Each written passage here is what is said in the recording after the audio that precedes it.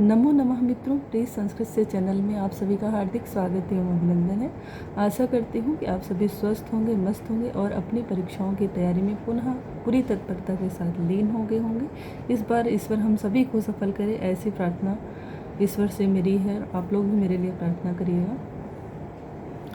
पिछले कुछ वीडियो में मुझे इतना ज़्यादा प्यार मिला, लोगों ने इतना ज़्यादा कमेंट किया पॉजिटिव कि आप होप रखिए आगे आपका होगा, मतलब इतने अच्छे अच्छे मतलब कमेंट्स पढ़ के एक बार मेरे अंदर जो जो अवसाद या जो चीज़ें दब गई थी कहीं ना कहीं मेरे ऊपर हावी हो रही थी, उसे मैं बाहर निकलने का प्रयास कर पाई उन सब चीज़ों को। और कुछ लोगों के तो इतने अच्छे कमेंट आए कि मैंने दोबारा जब वीडियो अपलोड किया तो उसमें मैं बिल्कुल पॉजिटिव हो गई थी। तो कहने का मतलब ये है कि आप लोगों ने बहुत अच्छा मुझे हौसला दिया, बहुत बढ़िया हिम्मत रखी। और उसी बीच में कुछ ऐसे भी कमेंट्स मेरे पास आए जो कुछ प्रश्न पूछना चाहते थे, कुछ पूछ रहे थे मुझसे, जैसे कि आप कहाँ रहती हैं, जैसे कि आपने तैयारी कैसे की थी, आप कौन से सब्जेक्ट, बहुत सारी चीज़ें पर्सनल जो पूछना चाहते थे उन लोगों ने कमेंट किया।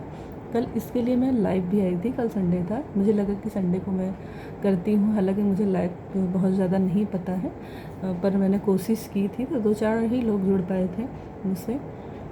तो फिर मैंने सोचा कि वीडियो के माध्यम से ही हम आप लोगों के प्रश्नों का जवाब दे सकूं। तो सबसे पहले हम बात करेंगे, जो मेरे पास ज़्यादातर प्रश्न आए थे कि आपने पढ़ाई कहाँ से की थी, आप स्टडी कैसे करती थी, आपका स्टडी रूटीन क्या था, और क्या आपने जो है ऑनलाइन क्लास ली थी या फिर ऑफ़लाइन कोचिंग कोई ज्वाइन किया था। तो देखिए, ऑफ़लाइन कोचिंग ज्वाइन करने का टाइम तो आप समझ सकती हैं हम गृहिणियों के पास हो ही नहीं सकता है इतने जिम्मेदारियों के साथ।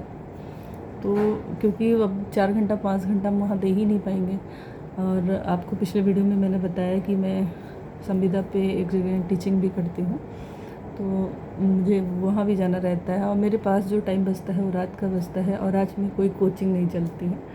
तो मैंने तो ऑनलाइन मतलब जो कोर्स होता है वो भी लिया था। और यदि कहा जाए किसका लिया था, तो मैंने सर्वज्ञ सर का, संस्कृत जगत से जुड़े हुए जितने भी छात्र हैं लगभग उन सभी को पता होगा सर्वज्ञ सर के बारे में, तो मैंने उन्हीं का कोर्स लिया हुआ था 6 मंथ का 2022 में।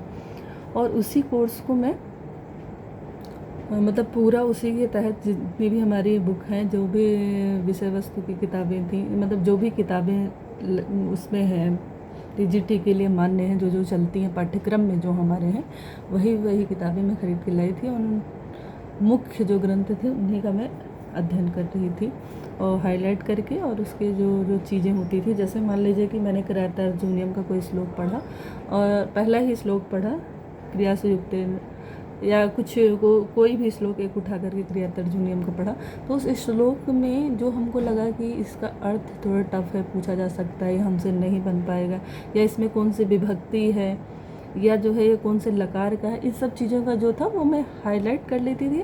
और उसको जैसे सप्तमी विभक्ति का एक वचन तो सेवन, और ऊपर सेवन के घाते एक, ऐसे करके शॉर्टकट में लिख देती थी।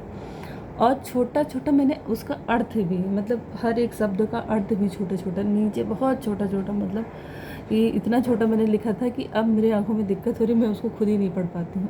पर कई बार मैंने रिवाइज किया है तो मुझे अर्थ तो लगभग लगभग सबका, तो कहने का मतलब है मैंने अर्थ भी लिख लिया था, श्लोक वाइज अर्थ। जैसे क्रिया है, क्रिया से युक्त है तो क्रिया का मतलब क्या है, युक्त का मतलब क्या है, चार चर्चा का मतलब क्या है, इस तरीके से मैंने एक एक शब्द, एक एक शब्दों का जो है उत्तर हिंदी में अनुवाद हिंदी में लिख लिया था, अर्थ। फिर उसके अलावा मतलब हमने बताया कि व्याकरणात्मक जो जो चीज़ें थी वो लिख लिया था।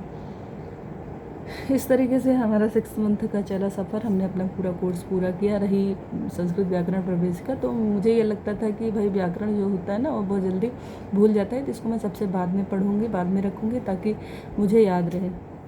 मैंने व्याकरण बाद में पढ़ा, और व्याकरण आज भी मिस हो जाता है, कई सूत्र दिमाग से निकल जाते हैं, तो वो तो व्याकरण तो रिवाइज पे ही होता है, बल्कि जो हमारी जो साहित्य है उसके श्लोक वगैरह तो याद ही रहते हैं, क्योंकि उसमें तो मतलब हम लोग को रस ही मिलता है साहित्य में। तो इस तरीके से हमने अध्ययन किया। और अगर हम बात करें कि हम पढ़ते कब थे, तो हमारे पास समय कब होता था, अगर भाई मेरे पास समय होता तो मैं ज़रूर कोचिंग ज्वाइन करती कोई। और यहाँ पे यहाँ पे जहाँ मैं रहती हूँ लखनऊ में, यहाँ तो मुझे नहीं लगता कि संस्कृत का कोई इतना अच्छा होगा। हो सकता है मुझे ना पता हो, पर मुझे ऐसा नहीं लग रहा है। और ऑनलाइन जो मैंने कोर्स लिया था उसके कई फ़ायदे थे। उसका फ़ायदा एक तो ये था कि जब भी हमको टाइम मिलता था तब हम अपना मोबाइल खोल करके बैठ जाते थे, और जहाँ मैंने ख़त्म किया था वहाँ से स्टार्ट कर देते थे, और जितनी देर हमको पढ़ना होता था उतनी देर पढ़ते थे, फिर बंद कर देते थे। कोचिंग में क्या है, कोचिंग में हम गए, बस जितना टाइम होता है, एक टाइम फिक्स होता है उसी टाइम पे। और यहाँ पर जैसे हम गृहिणियों के लिए यदि हम कहें तो ऑनलाइन जो कोर्स होते हैं वो बहुत ही अच्छे होते हैं। आप अपने अकॉर्डिंग चीज़ें कर सकते हो, अपने अकॉर्डिंग आप पढ़ सकते हो, सिलेबस कंप्लीट कर सकते हो। तो उसके लिए तो भाई हम यही कहेंगे कि ऑनलाइन कोर्स आप लीजिए, अगर आप कोई कोर्स लेना चाहती हैं तो। अच्छा देखिए, दुनिया का कोई भी कोर्स ले लो, अब बहुत सारे लोगों ने मतलब आप समझ रहे हैं, लेकिन हम आपको एक बात बताएं, दुनिया का आप कोई भी कोर्स ले लीजिए, लेकिन जब तक आप खुद नहीं पढ़ेंगे, खुद नहीं समझेंगे, खुद से नहीं रिवाइज करेंगे, तब तक कुछ हो ही नहीं सकता है। और सर का तो मतलब इतना ईज़िली पढ़ाते हैं सर कि कभी कोई प्रेशर होता ही नहीं है पढ़ाई को लेकर। जैसे एक घबराहट नहीं होने लगती कि अरे मेरा अभी ये नहीं तैयार है, अभी ये नहीं तैयार है। सर जब भी जो मतलब यहाँ तक कि सर अगर एक एक शब्द कोई बोलते ना, उस शब्दों में भी कुछ ना कुछ उसका मतलब, बहुत बड़ा मतलब छिपा होता है। हमने तो मतलब जब कोर्स लिया पता ही नहीं चलता था कि कब 8 श्लोक 10 श्लोक 12 20 श्लोक हो गए, पता ही नहीं चलता था। इतने अच्छे से सर पढ़ाते थे, मतलब कब 2 बज गया 2:30 बज गया रात के, कुछ पता ही नहीं चलता था। और रही बात इसकी कि बहुत सारी चीज़ें मतलब बीच में आई कि कोर्स किसका लेना चाहिए किसका नहीं, इन सब तरीक़ों का। तो देखिए इन सब झंझटों में हमें लगता है कि नहीं, आप कोर्स चाहे जिसका लीजिए, हर टीचर अपने आप में परफेक्ट है। और बस है कि हम कितना कर पा रहे हैं, सब सारी चीज़ें हमारे ऊपर डिपेंड होती है। जो शिक्षक होता है वो आपको मार्गदर्शन का काम करता है, आपको रास्ता दिखाता है, पर आपको चलना आप ही को है रास्ते पर, है ना। माँ बाप क्या करते हैं, स्टार्टिंग में उंगली पकड़ के चलना सिखाते हैं, लेकिन आगे की लाइफ में चलना आप ही को पड़ता है, अपना सफ़र खुद ही तय करना पड़ता है। तो ठीक वही इसमें भी ये है, आप कोर्स कहीं भी लीजिए, कुछ भी लीजिए, आपको जहाँ लगे कि आप समझ में आ रहा है वहाँ लीजिए, पर स्टडी आप अपने अकॉर्डिंग करिए, अपना पूरा जो भी पाठ्यक्रम है उसको कवर करिए, उसको रिवाइज करिए। मैंने अगर कि हम अपनी बात करें तो मैंने यही किया था। और जो मेरा वीक पॉइंट था पाठ्यक्रम में वो था संस्कृत साहित्य का इतिहास। वो मैंने थोड़ा सा कम पढ़ा था, और मुझे इस चीज़ का बहुत डर था कि संस्कृत साहित्य के इतिहास से अगर 2-4 नंबर के प्रश्न आ गए तो मतलब दिक्कत हो जाएगी। पर इस बार संस्कृत साहित्य के इतिहास से ना के बराबर क्या ना ही प्रश्न पूछा गया था। मैंने वो पढ़ा भी नहीं था, पर अब की बार जूनियर देना है तो फिर तो पढ़ना ही पढ़ना है संस्कृत साहित्य का इतिहास। तो यही है कि अभी जैसे कुछ लोग शिथिल पढ़े हैं, हम कुछ लोगों की क्या बात करें, हम खुद ही शिथिल पढ़े हुए हैं। हमको लगता है कि आज से शुरू करेंगे, कल से शुरू करेंगे, बुक खोलते हैं 1-2 लाइन पढ़ते हैं, फिर चलिए ठीक है परसों से शुरू करेंगे, नरसों से। और थोड़ा आजकल जो है आप लोगों के कमेंट्स वगैरह पढ़ करके मतलब ये लगता है कि चलो कुछ आप लोगों के लिए जो क्वेश्चन हैं उससे संबंधित चीज़ों का वीडियो बना के डाल देते हैं, तो कहीं ना कहीं इधर भी थोड़ा रुझान हो गया है।